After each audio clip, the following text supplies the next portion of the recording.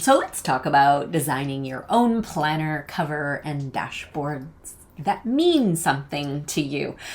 This is kind of part of our training and our case study in our 2025 business and life planner workshop. And I showed a little bit of my stuff. I hope you will enjoy this journey. So I'm here and I've printed out the dashboards. I've actually already laminated one. Sorry guys, I got ahead of you. I've also printed out my cover. It's gonna get tucked in there once I'm sure the ink is dry. I think it is. So pretty exciting. So let's back up a bit and I'll just show you guys kind of how I brainstorm covers and move around with stuff in Canva. It's a little tough like to teach someone how to create a cover, how to create a dashboard. First of all, it's like very personal, but also there are templates, right? Work from templates first. Move things around, see how it goes. That's what I do. I mean, if you look at, I'll give you a peek at the things I worked with. A lot of this was templates. Like if you guys have covers from us, Canva template covers, use those if you like them, or just search for something, start there. I will show you what this big mess is and how I ended up over here, which is the cover I decided to go through. But basically, before I look at each one, I just took two different designs. Like this is the same design as that one. And this was a different one, but then I sort of just added different font. And this I just made from scratch because I was goofing around. So let's just walk through. And what I'm going to do is look at different elements and I think there will be little tips and tricks that come up as we go through everything. So obviously you can tell I like flowers. And that's the theme for me. Maybe there's a different theme for you. Maybe you don't have that, or maybe you want a variety of things. But anyways, I was going floral. And you can obviously use any of these covers, especially the first three, and you can change the background and stuff. So this was one that we had designed before. It had this color on it. I love this color actually, but I do have if you can see it, I have a purple binder. So I was like, oh, I probably should go with some other color. So all it is what this is it's a rectangle shape over here, right? And when you go, if you're looking for shapes, I did show you in the first session. So rectangle, and then you can go, that's the shape that will be there. If you go like this, you can see here, there's also shapes. And if you remove that, you can, why couldn't I find shape here? I think that sometimes, I don't know why, but they mess, here they are anyways. They mess with me sometimes. So you can see all the different shapes that there are. There's lines and there's these shapes. And shapes are great because they can be moved exactly how you want them, horizontally and rectangularly. So if you actually search for a rectangle and it's an image, it's in the like graphics or whatever when you search. So rectangle, like here, I'll show you. And you go here. These generally you won't be able to move around like that. So you can make it wide, you can make it narrow, you can make it a square, you can make it a rectangle. These ones you will basically probably have to keep the dimensions as you go through. So that's all it is, right? It's this rectangle on top of other stuff. So that's the background, and I'll talk about background in a second. And then there's text on top. Easy peasy to make a lovely looking cover. So to background, you can always stretch something to put on your background, and sometimes that might produce better results for you. But this is just an image, and I'll show you. I'll right click and I'll detach image from background. And then all you do, if you put in an image, you can set image at background and see how it works. So then I still kind of had this same design. I rearranged the fonts and stuff. And this is not a background, but it's an image I searched for. And if you look at my final product of what I designed, I kind of wanted this watercolor paint thing that I looked at. But basically, if this is just, here, let's see if I can find it here. You can see all the flowers I messed around with. All it was, oh, I wish I could find the exact one. It's probably before the butterflies. Because I was trying to mix it up and not be all flowers, but in the end I was all flowers. I think it's this one actually. So if you put it in here, I don't know if it's exactly that one, but it was related. So what I did, right, obviously that's no good, but I just stretched it out to where I liked it. And obviously, like if you're printing, you need to see how it looks. I think this would print just fine. I am not a print expert though, obviously. This is stuff I'm doing for myself. I do products digitally. So in order for it to be behind, you could go here and you can see kind of how it looks, and you can stretch it out well beyond the design, but it'll only show on your design. So same idea here, just putting this in here. This is a font that has a little bit of a, I actually tend to like flat fonts, but this one has a little bit of an effect. If you don't know where the effects are, you go here. This gives it a little lift. That is kind of like, I think sometimes on the script fonts it looks weird, but maybe you put something on a background where it doesn't show up very well. You can do this. You can do the outline, and then you can actually change the color. I'm not trying to make this look pretty. I'm trying to show you the stuff. But we could just, I'm just going to do that. And then you can actually make the thickness less. Probably easier to go like that, right? So then it just kind of stands out a little bit more, but it looks goofy. So yeah, anyways, that's what you do. And this was me. This is a circle shape that I just played around with, and I arranged a flower on top and on the bottom. So if we look at the layers on this one, it's just this, right? The flower there. And then I put this on the bottom, and I just did that. I would think I'd probably want some color in the background maybe, or something like that. But yeah, and then I just started messing around. So this is not like obviously going to be these actual templates, or they might be if you like them. They can be, might not be useful for you, but I want to show you, this is my process, right? So I started here with very specific stuff, and then I was like, oh no, I just want to like play around and see. So I was just putting things on backgrounds. Some of them are backgrounds. This one you could see I stretched out because I wanted to stretch it out to look. This is just on the background. And I was just playing. Saw the butterfly, thought about that. I'm like, how can I arrange it? Oh, this is quite pretty. I love this one. Nice and vibrant, but I went with something more subtle. So it just gives you the opportunity to look. And then I saw these other very lovely watercolor flowers and sort of trying to arrange it on the page before I continued to think about. So you could have put like the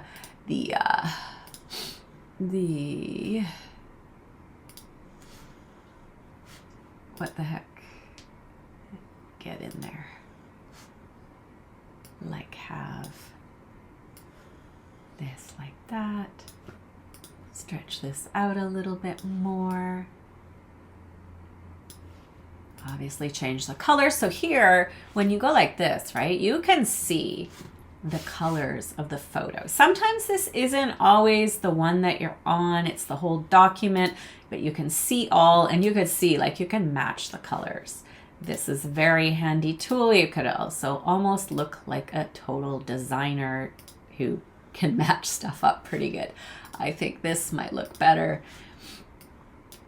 in front actually. And then we can maybe make it smaller, move it here, and then you could potentially put your title there and other stuff, whatever. Just a thought. So here, this is actually 2 images that I just that look like this, right? I don't think they're the exact same image. I found two versions of it because sometimes when you, and then I just arranged it. So I kind of had like more white space in here where I could put a title. But just to show you also, because that makes me think of something, like when you choose an image, I think these are them. These are all kind of related, right? You go like this, then it has magic recommendations, and often it will have some similar stuff. This one actually isn't so targeted, but I must have found it by clicking the one, and then I found the other ones to put in. All right, and then this is just me messing with color. I wasn't sure, like, what would this look like on the background? Color is not my greatest thing, so playing around, seeing the colors that are on the page, the design helps. I think I like this one better because the green is too green on there. This is like got a little bit of a blue. And then this is, you know, these don't quite match, but, you know, doing things in the corner can embellish. You can do this to embellish your planner pages too, a little bit smaller, right? Just play around. That's the only way to do it. And I feel like I love doing and then this, I was trying something very vibrant on a dark background.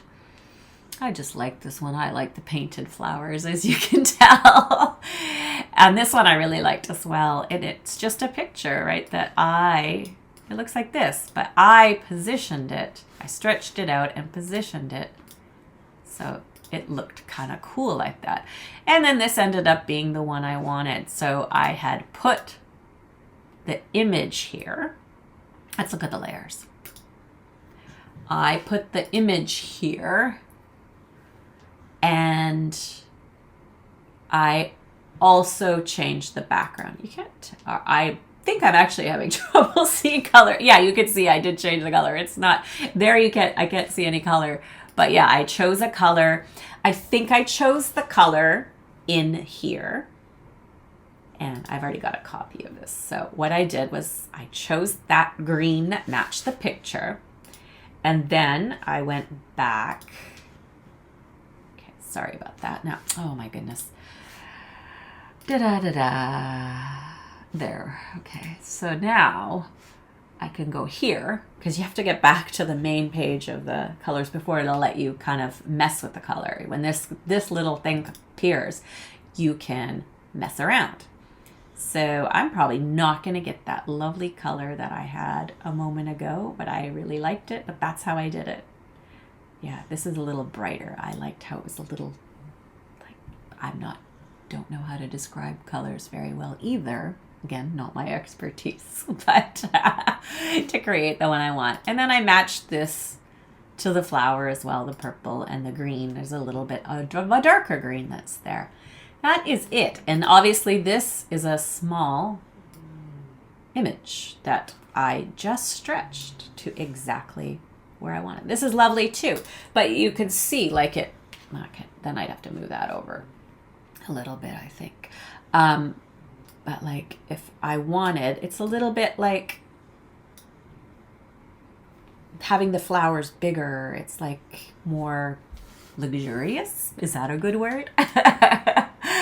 And then, so you could do something like this, but it looks cool when you stretch things out and just put it wherever. And of course I'll never get it exactly how I had it, but that's okay. Don't worry, I have a copy of it. I'm also gonna just go back so that you guys can see the original as well. That is the original, I believe. Yeah, there we go. I hope that was useful.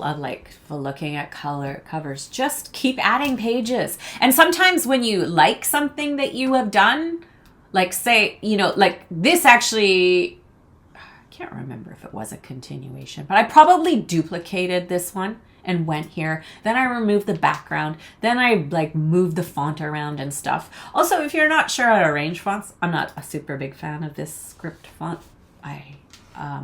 But if you want to look at stuff where they've kind of arranged, if you go to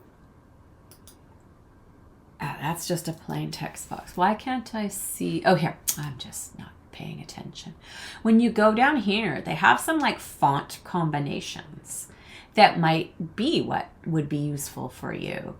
I don't know what happens when you search it. Oh, I don't know. I was just curious. It said search fonts and combinations, but I guess it's just the name of the thing. I don't know that you'd find kind of what you want.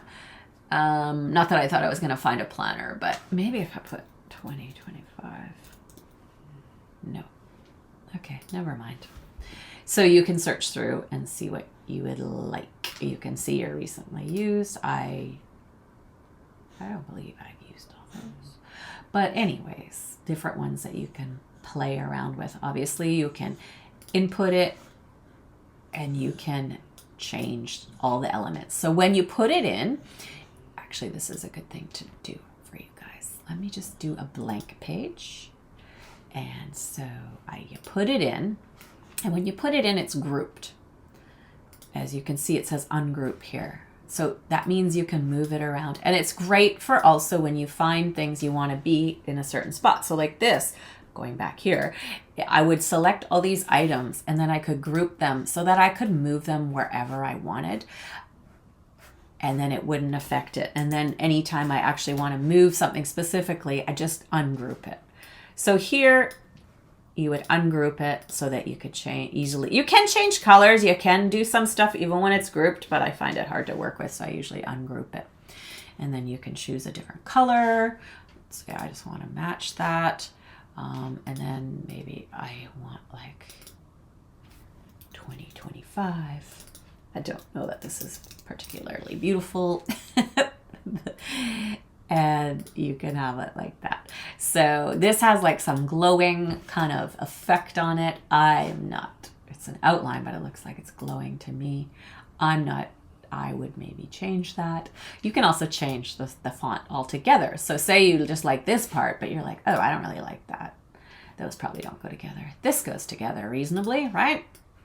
And we could maybe move it here to make it a little stylized. And there we have a 2025 planner ready. And we could put a background, we could put a square, we can put whatever images we want. Okay, so let's take a look at the planner dashboards. From the training, you'll remember I said that, suggested that we take those priorities and create dashboards for the planner. And there's lots of other ways you can incorporate it, but just to serve as a reminder for you. I have mine already in here, and I'll show you a little bit about that process shortly. But no other planner pages in there yet. But I'll kind of tell you how I came up with these. So obviously I'm a big fan of flowers.